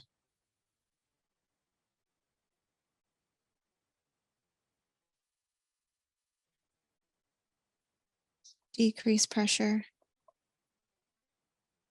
drive equilibrium to the left.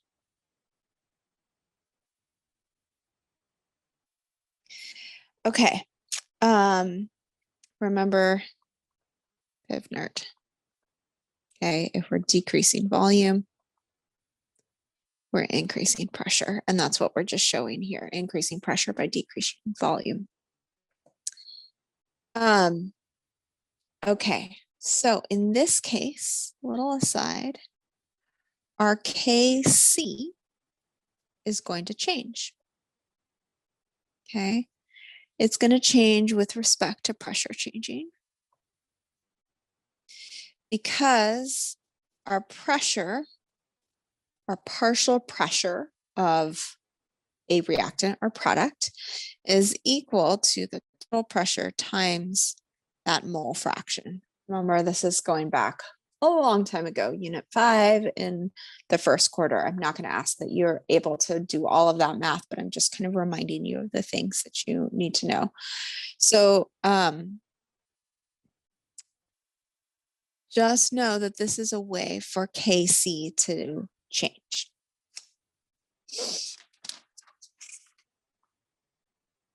Oh, like that. And it's written out nicely. All right. Another way that we can actually change the equilibrium constants, and this is getting back to the comment that Chelsea made that was like very prescient comment that you made. I was glad you brought it up. We can change equilibrium constants with changes in temperature. So if we have a reaction that is exothermic, that means it is giving off heat. We can actually think of heat as a product because we're making heat. So now if we think about this reaction, say we want to make more of this ammonia, we can remove heat by cooling the reaction, and we're going to push this reaction to the right. And that's actually going to change Kc. If we have an endothermic reaction, heat is considered a reactant. So if we were to add heat, that would push the reaction to the right again, because it's acting like we're increasing the concentration of reactants. Now, in our calculations of K, there's nowhere for us to quantify the heat. So that means that K actually changes, the value of K changes because we're not including heat in that. We're just looking at the concentration of the reactants and products. So K would change. So just to kind of recap, increasing temperature is adding heat.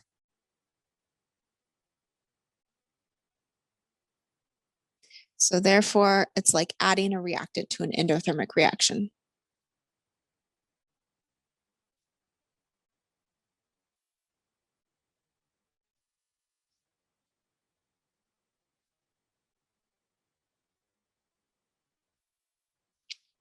And it's like adding a product to an exothermic reaction.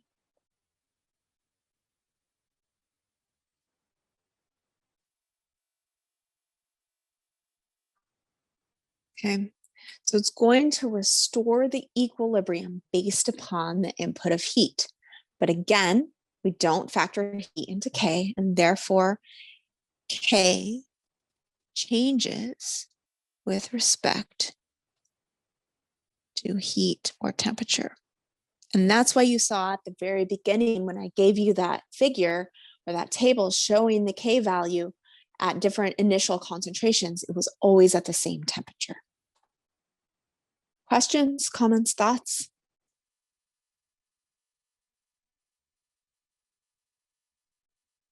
So we're going to do a fun lab next week. We have a reaction that changes color, and you're going to do a bunch of things, adding reactants and products. And you're also going to have an ice bath and a hot water bath. And so you're going to determine reactions. I think I have 3 different reactions that you're going to do. You're going to determine if they're endothermic or exothermic. Let's see, what else do I have? Oh, yeah. So these slides are just pretty much telling you the exact same thing that we went over, just neater handwriting. So increasing temperature is like adding heat. And according to Le Chatelier's principle, the equilibrium is going to shift away from that added heat. So again, you can decrease the temperature of an exothermic reaction to help move that reaction to the right, or you can increase the temperature of an endothermic reaction to help increase the concentration of the products. We did it. We even did it with 15 minutes to spare, which is always my goal. That is the end of equilibrium. Questions, comments, thoughts? Anything else you want to talk about?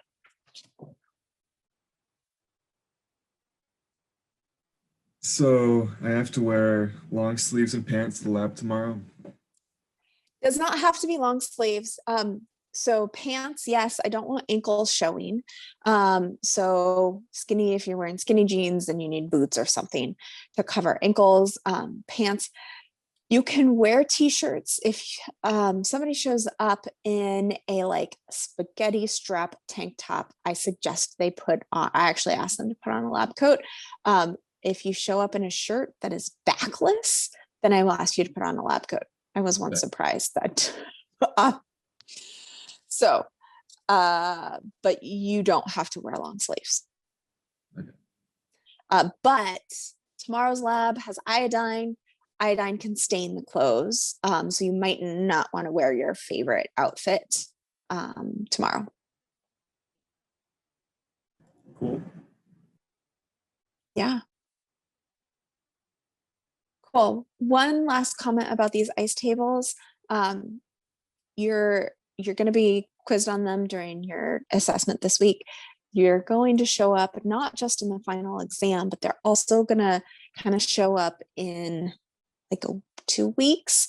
So this is something that's going to be coming back. So it does behoove you to learn it pretty well. Okaladoku. Yay. Okay. Well, it's great to see y'all. Please let me know if you have any other questions. I am around, and I'll see 3 of you in person tomorrow at 10. Time change. It's not at 9:30 anymore. It's at 10. And then I'll see all of y'all for discussion section. And if you're planning on being on campus, but being in a study room for discussion section, please let me know during that, just so I can prep accordingly.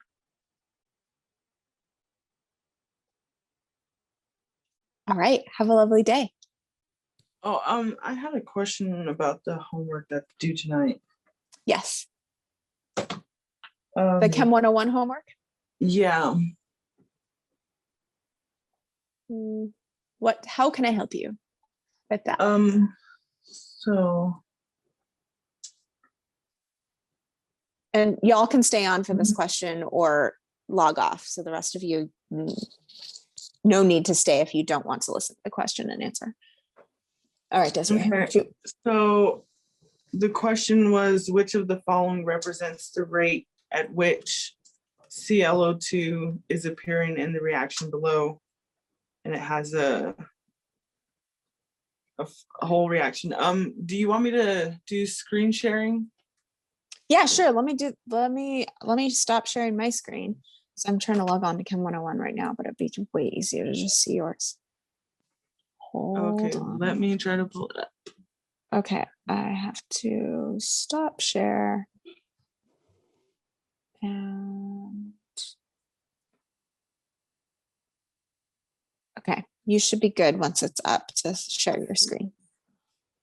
Let's see.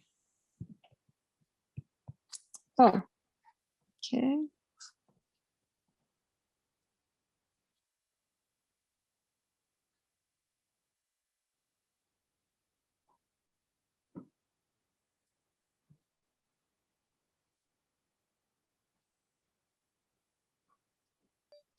Okay. Can you see this? I The Chem can. 101? I Okay, can, yes. cool. Question 3 of 26. Okay. Here's the rate. Oh, yeah. Okay. So, I don't know how to do that one. okay. So this is referring to the stoichiometry and how you calculate rates. So not the rate law, but how you calculate the rate. And remember, rate is the change in concentration of a reactant or product over that time frame that you're looking at it. So if we're looking at ClO2, that is a product. So it's going to be positive because we're going to see an increase in the concentration of that over time. Does that make sense? Yes. Okay. And then, so you can already say like, oh, well, it's probably not going to be one of the ones with the negative sign unless we're relating it to something else. Okay. So I'm looking for a positive ClO3 minus over a delta T. And my CL3 minus, I had a stoichiometry of one mole. And remember, if we had 2 moles, we'd multiply it by 1/2 because we want to relate everything back to a single molar value. But there's only 1 mole, so we don't need to account for the stoichiometry. So we'd be looking for plus the change, which is a delta, of the concentration of Cl3 minus, which it would be in brackets. So I'm looking for plus delta Cl3 minus in brackets over delta T.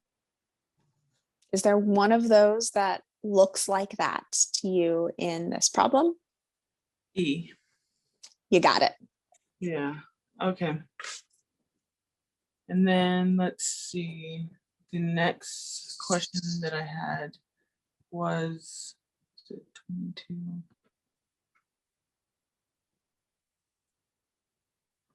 Yeah, 22. 422. Looking at it. I'm also bringing it up on my screen just so I have access. Okay, radioisotope of C14, half-life, useful carbon dating. What is the first order rate constant? Okay, so for this one, we're looking at, it's telling us it's a first order reaction. Okay, so then we know that the half-life is equal to 0.693 over K. Because that's just one of those equations that I gave you. I don't remember the slide number. There was a table Yeah, with all I the saw it on integrated rate there. law. Yeah, cool. So that's going to be your reference. So we know that for a first order reaction, that means the half-life, whatever that value is equal to 0.693 over K. And it's giving you the half-life, which is 5730. So it's asking you for that rate constant, which is K. So you're going to set that up saying 5730 is equal to 0.693 divided by K. And you're going to solve for K. Oh, okay. I was thinking I had to do the natural log A T equals negative KT plus natural log A. You And would so that's use, where I got- yeah. You would Okay. use that if I gave you an initial concentration and a time, or if I gave you a final concentration and a time, but not if we're talking half-lives. So if you see the term half-life, you're going to go straight to those half-life equations. Okay. Awesome. Great questions. What else you got for me? Anything else? Let me see.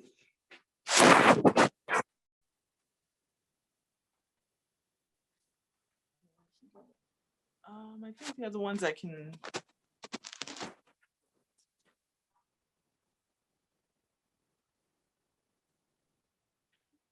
Or is it this? Yeah, I think the other ones I might be able to figure out. Cool. Well, if you have questions, just shoot me a message on Teams. I teach again at 4 today, but I should be pretty much at my computer working on some Okay. stuff until then. So just shoot me a message and I'm happy to get on Teams call with you. Okay, thank you. Yeah, cool. I'll see y'all later. Okay, bye. Bye.